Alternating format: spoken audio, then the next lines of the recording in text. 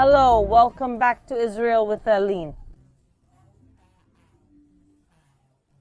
Today we are in Banias, also known as Caesarea Philippi. It was here that Jesus first revealed himself to his disciples and also where he healed the woman with the issue of blood. But why does he do this right here in the city that had many pagan temples and was known as the location of the entrance to Hades, the Roman hell? So, if you are ready, let's get started. Israel with Aline. Today we are in Banias, also known we are in the Golan Heights at the far north of Israel, and behind me we already see the beginning of Mount Hermon. It literally starts here and it goes up and it reaches over to 218.72 yards high, making it the highest mountain in all of Israel.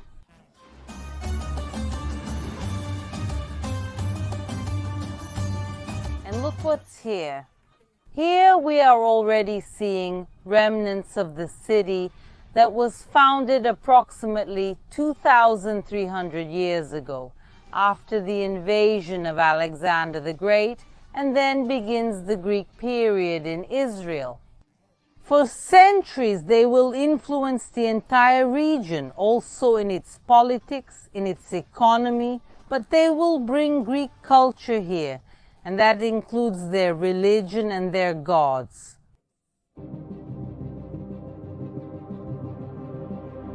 And among the many gods they believed in was Pan, who was a god half man, half goat, that is, legs, horns, and goat ears.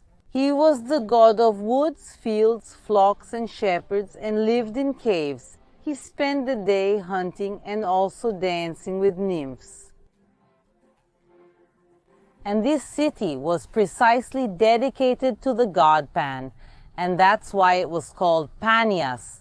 But at the beginning of the video I told you that the city is called Banias, nowadays with a B. Why? Because centuries and centuries later, with the Arab invasion, the Arabs couldn't pronounce Banias because in the Arabic alphabet they don't have the letter P, and that's why Banias became Banias. But this city had a great cult to Pan. And now come with me to the temple of Pan and understand what this place has to do with Jesus. Let's go!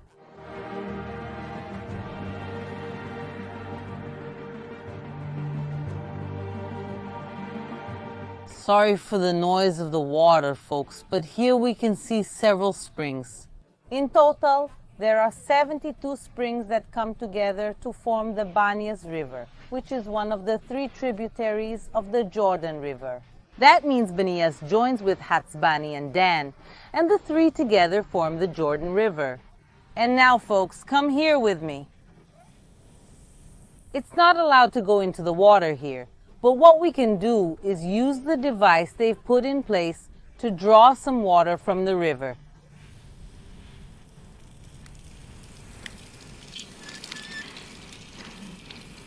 Folks, it's very, very cold, but it's extremely pure and clean water because it comes from the melting of Mount Hermon that's up here.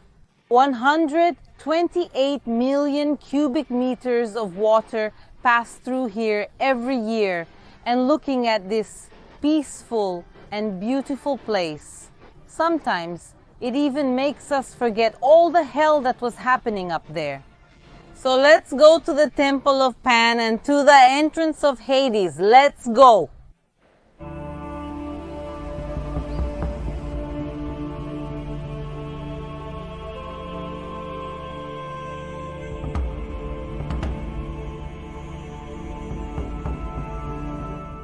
Wow! Look at this! Look at the grandeur of this place. It's no wonder that here they worshipped Pan, and not only Pan. We have records that even before the arrival of the Greeks, Canaanites came here to worship pagan idols. Even before there was any city here, They came here to worship false gods. But let's get closer and see all of this up close. Let's go!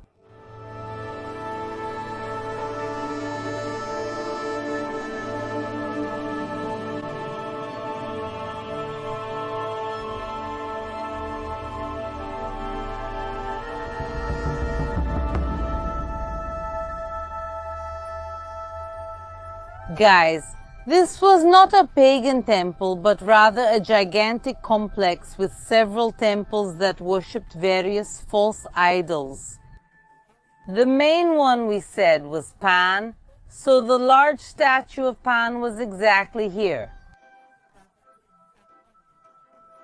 But how can we be sure it was of Pan and not another god? Because of the inscription that is exactly here above. It is written, dedicated to Pan, son of Diopan, who loves the nymph Echo, by the priest Victor, son of Lysimachus. So here was where the worship of Pan and also the nymphs was done. And they worshipped Pan because they were afraid of what Pan could do if he was not happy. And what Pan could create was panic. Guys, the word panic that we use to this day, also in Portuguese, originates from the pagan god Pan. But guys, without any panic, because once again, this was a false worship. And besides Pan, there was another temple here. You can see that I'm going down. And this area we're walking now, this area was a worship area for Zeus, who was the most important god of the entire Greco-Roman pantheon. And this is not a complex that was built all at once.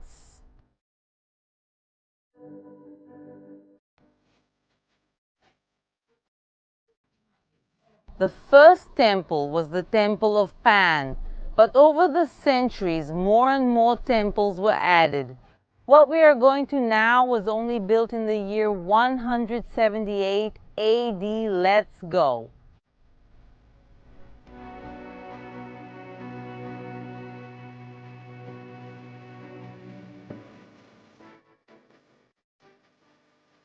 And here behind me was the court of Nemesis, who was the goddess of Roman imperial justice, also known as the goddess of revenge. We can see exactly where her statue was placed. And now, folks, in my opinion, I find it very strange that in their system, justice and revenge were linked in the same goddess. But without a doubt, the most different cult here was the cult of the dancing goats. And that's what we're going to see now. And the archaeological remains of this place, like this column, for example, show us how imposing these temples were.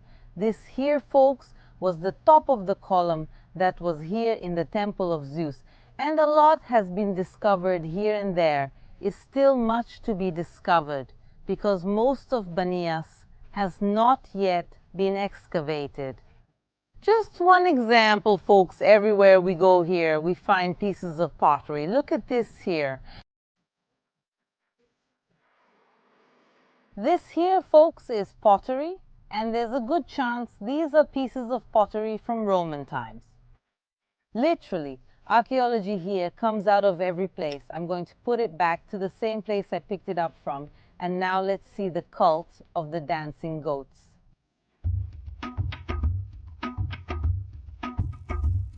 This temple was called the Temple of Pan and the Dancing Goats.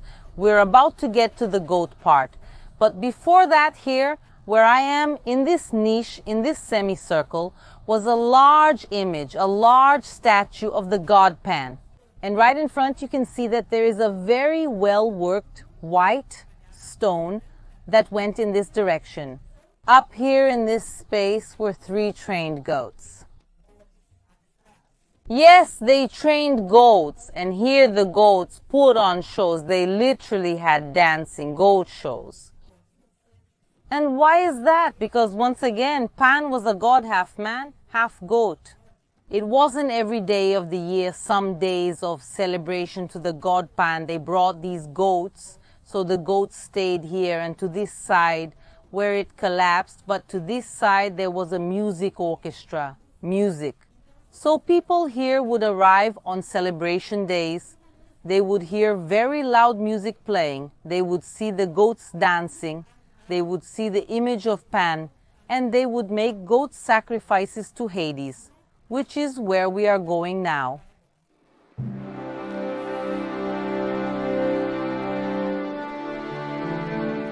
Guys, before we go to Hades, there is an amazing thing that I want to show you that is right here, once again linked to the dancing goats.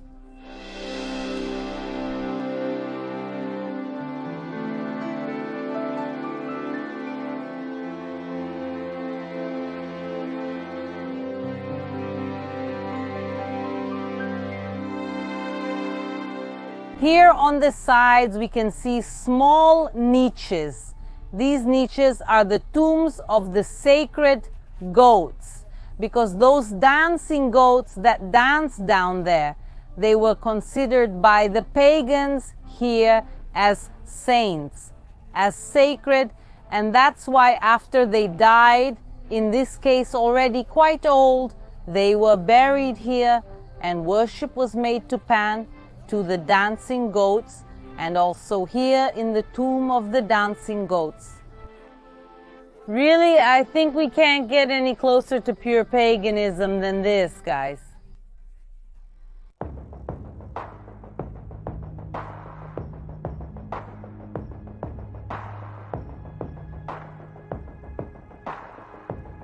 Here we see what people in ancient times considered the gates of hell, the entrance to Hades.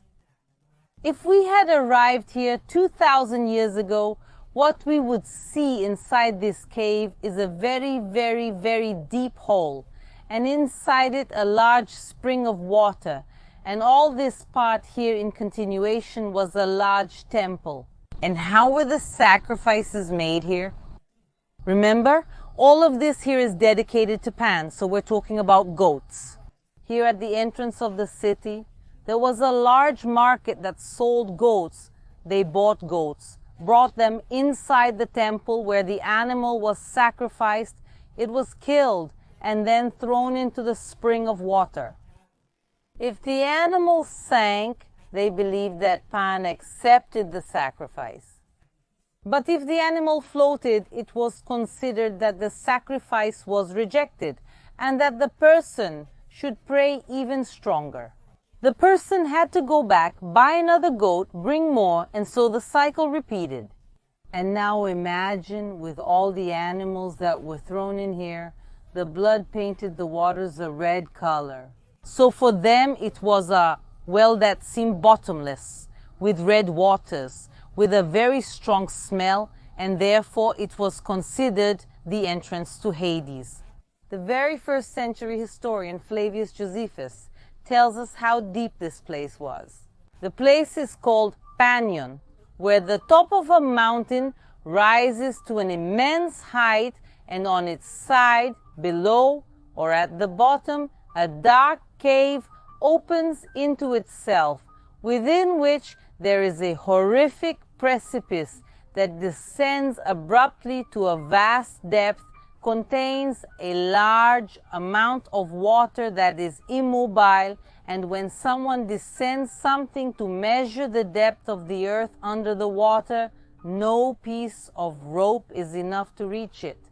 But what does all this have to do with Jesus? The Bible tells us that Jesus comes to the region of Caesarea Philippi with his disciples. As Jesus was going to the region of Caesarea Philippi, he asked his disciples, "Who do others say the Son of Man is?" And they answered, "Some say it is John the Baptist, others say it is Elijah, and others say it is Jeremiah or one of the prophets." Then Jesus asked, "And you, who do you say I am?" Responding, Simon Peter said, "You are the Christ, the Son of the living God." Then Jesus affirmed to him, "Blessed are you, Simon Bar-Jonah, because it was not flesh and blood that revealed this to you, but my Father who is in heaven. I also tell you that you are Peter, and on this rock I will build my church, and the gates of hell will not prevail against it. And the gates of hell will not prevail against it. Look here, folks, the gates of hell, how strong this place is. Jesus used images that the apostles and disciples probably knew. This was his way of teaching his disciples. The disciples knew of this place's existence, but Jesus probably didn't enter the city with them. It's written in the Bible that they arrived in the region of Caesarea and Philippi, but it doesn't say that they entered the city. Why doesn't Jesus enter the city? Perhaps because he didn't want his disciples to see all the abomination of the idols that were happening here in the city. But as you can see, the paganism here won't last forever. Because in the 5th century AD, the city of Caesarea Philippi converted to Christianity, and the temples were simply abandoned. And not only that, a church will be built here. Why? Because according to the first Christians of the Holy Land, next to Caesarea Philippi, one of Jesus' miracles also occurs, the miracle where Jesus heals the woman with the issue of blood. A certain woman who had been suffering from a hemorrhage for 12 years and had spent all her possessions on doctors without anyone being able to cure her, came up behind Jesus and touched the edge of his cloak, and immediately her bleeding stopped. But Jesus asked, "Who touched me?" As everyone denied, Peter said, "Master, it's the crowd that surrounds and presses you." But Jesus insisted, "Someone touched me because I felt power go out from me." The woman, seeing that she could not go unnoticed, came trembling and fell down before Jesus, declaring in front of all the people why she had touched him and how she had been immediately healed. Then Jesus said to her, "Daughter, your faith has healed you. Go in peace." But why is this city also known as Caesarea Philippi? This is due to the end of the days of King Herod the Great. After him, the kingdom will be divided among his 3 sons. Herod Antipas will take over the region of Galilee. Herod Archelaus will be in charge of the region of Judea for a few years. And Herod Philip will be here with the region that we now know as the Golan Heights, and he will transform the city of Banias into his capital and change the name to Caesarea Philippi. And now we are going to walk together and discover more of the fascinating history of this city.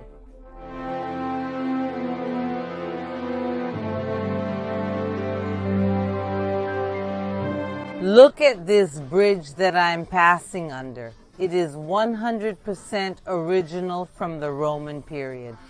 Yes, this is a 2,000-year-old bridge, and it was in use until the year 1967. On this bridge, folks, Syrian war tanks passed during the Six-Day War. And after Israel won the war, this bridge was taken out of use, and a modern one was built behind it. But why did Israel want to preserve this bridge? First, because it is historic, but also because this bridge is part of the Damascus route. The biblical route to Damascus people passed through here, and we are only 37.28 miles away. And the Damascus route is also known for being the place of Paul's conversion.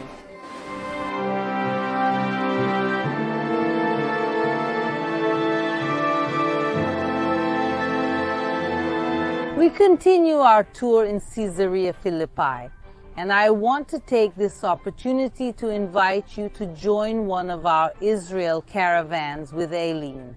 And then you will be able to taste and see with your own eyes the wonders of Israel. And speaking of wonders, look where we've arrived. We are now here at King Agrippa II's palace. Secondly, he was the great-grandson of King Herod the Great, and in the year 61 AD, he expanded the city of Caesarea Philippi and changed its name to Neronias in honor of the then Roman Caesar Nero.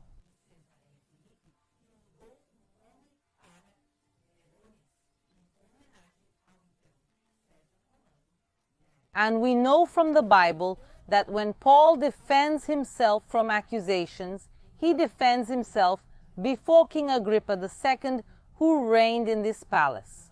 Behind me, this circular part, we see one of the two large towers protecting the palace. And the palace was gigantic. It's over 2,000 square meters.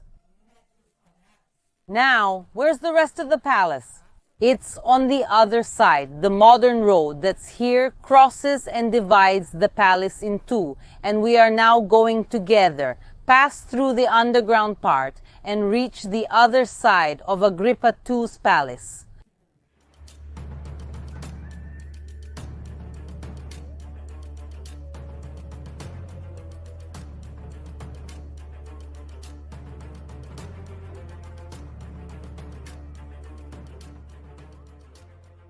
And the water that we see here below passing, it is part of the aqueducts that brought water from the springs of Banias to inside the palace. Music!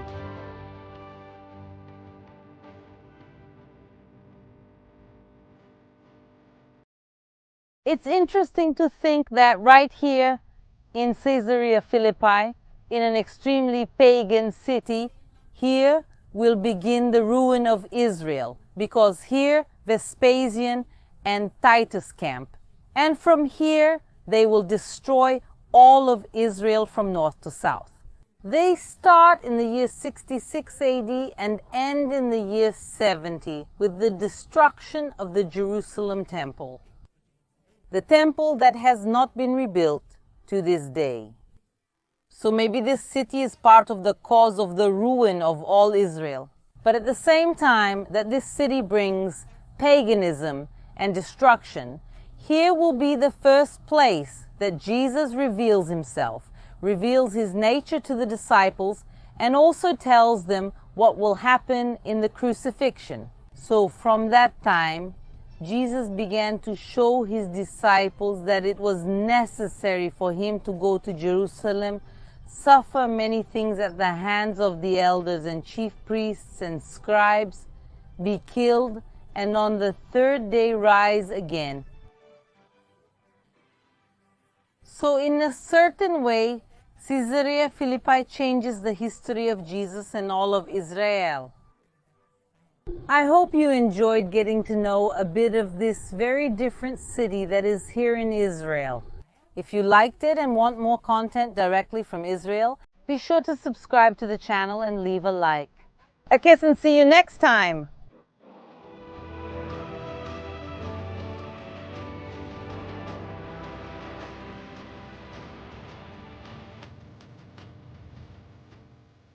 Subtitle Adriana Zanotto.